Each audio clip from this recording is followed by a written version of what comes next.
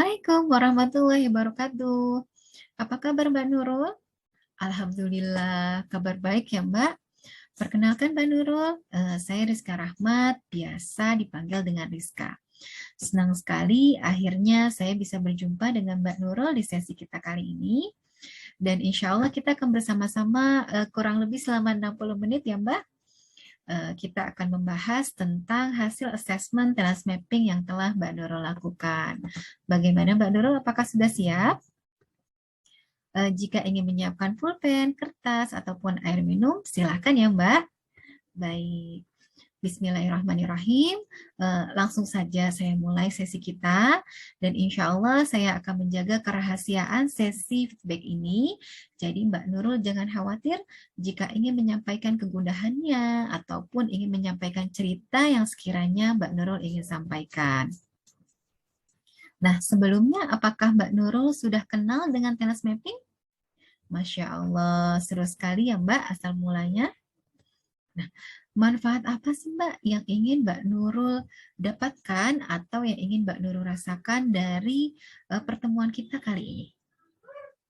Masya Allah, semoga nantinya apa yang menjadi pertanyaan-pertanyaan Mbak Nurul bisa terjawab dengan baik ya Mbak di akhir sesi. Nah, insya Allah juga teras mapping ini memang bisa memberikan Mbak Nurul insight, memberikan Mbak Nurul ide, dan juga membantu Mbak Nurul dalam menentukan langkah-langkah untuk mencapai tujuan. Teras mapping juga bisa membantu Mbak Nurul dalam mengambil keputusan atau menyelesaikan konflik jika hal itu terjadi. Nah, sebelum kita memasuki ke hasil assessment Mbak Nurul, boleh Mbak Nurul saya jelaskan tentang teras mapping itu sendiri? Baik, terima kasih Mbak Nurul. Nah, teras mapping adalah sebuah asesmen kepribadian yang dirancang untuk menggambarkan pola berpikir kita, pola merasa kita, juga pola perilaku kita yang sifatnya ini produktif, yang sering muncul dan juga berulang. Sehingga kita bisa memperkirakan potensi kinerja dalam berbagai aktivitas dan juga peran. Pada dasarnya, teras mapping adalah sebuah konsep pengembangan manusia dan juga organisasi yang memandang setiap individu sebagai pribadi dengan keunikan sifat, bakat, dan juga potensi, sehingga dengan ini kita bisa menghasilkan kinerja yang unggul, baik untuk kita secara pribadi, ketika kita bekerja sama dengan pasangan misalnya, ataupun ketika kita berperan dalam sebuah organisasi. Nah, tadi saya sudah menyinggung sedikit tentang bakat ya Mbak. Jadi bakat itu apa sih gitu ya?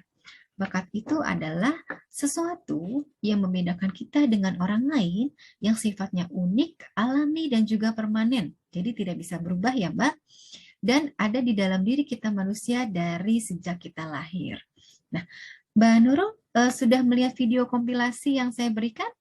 Masya Allah, lucu ya Mbak. Jadi di video tersebut ada anak-anak yang sudah terlihat bakatnya dari usia dini. Ada yang 10 bulan sudah pintar menggambar, 3 tahun sudah pintar public speaking, dan juga pintar bermain basket. Nah, itulah bakat, Mbak. Jadi, bakat ini adalah sebuah karunia dari Sang Pencipta kepada kita untuk bisa kita manfaatkan dengan sebaik-baiknya. Nah, bakat juga bisa diamati dari cara berpikir kita, dari cara merasa kita, dan cara berperilaku kita, dan keluar secara alami dan juga bersifat konsisten, sehingga mudah kita kenali dalam kehidupan kita sehari-hari. Nah, inilah kenapa yang membuat assessment teras mapping bisa kita lakukan untuk melihat bakat kita. Nah, apa sih ciri-ciri dari bakat gitu ya? Bakat ini sifatnya nagih, Mbak. Jadi kita tuh sepertinya ingin mengulanginya lagi gitu. Dan tanpa disadari bakat ini ternyata sering muncul dan mudah kita kenali ketika kita sedang beraktivitas. Nah, ketika bakat ini diekspresikan, itu akan menghadirkan kepuasan tersendiri untuk diri kita. Nah, aktivitas yang dilakukan dengan bakat itu akan terasa mudah, terasa mengalir, dan terkadang membuat kita menjadi lupa waktu.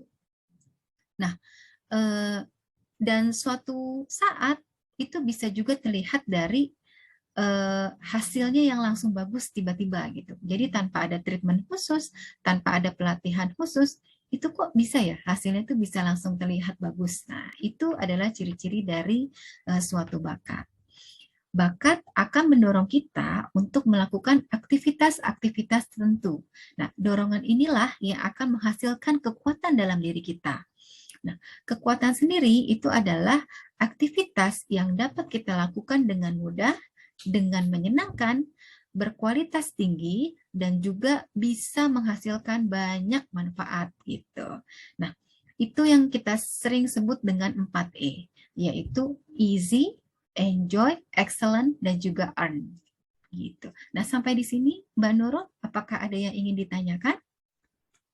Baik, jika tidak ada, saya akan lanjut ke fungsi talent mapping. Boleh silakan Mbak Nurul dilihat hasil assessment talent mapping-nya? Nah, boleh ke halaman 12. Baik.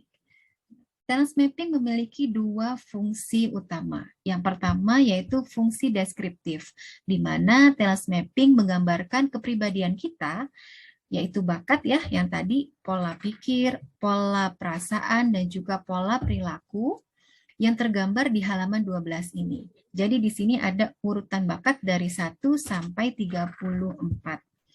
Nah, di halaman selanjutnya, di halaman 13, itu ada peta bakatnya ya Mbak. Nah, insya Allah nanti ini akan saya jelaskan lebih detail. Nah, selanjutnya kita beralih ke fungsi talent mapping yang kedua, yaitu fungsi prediktif. Dan ini tergambar di halaman selanjutnya. Nah, fungsi prediktif yang dimaksud adalah talent mapping dapat mengungkapkan ragam kekuatan yang paling potensial untuk bisa kita kembangkan dalam diri kita, Mbak. Nah, ini tergambar di halaman 14, 15, dan juga 16. Di halaman 14 ada potensi kekuatan, di halaman 15 ada strength cluster map, dan di halaman 16 ada strength tipologi. Insya Allah nanti kita akan sampai ke sana ya, Mbak. Nah, selanjutnya kita akan membahas tentang bakat-bakat yang terdapat di dalam diri Mbak Nurul.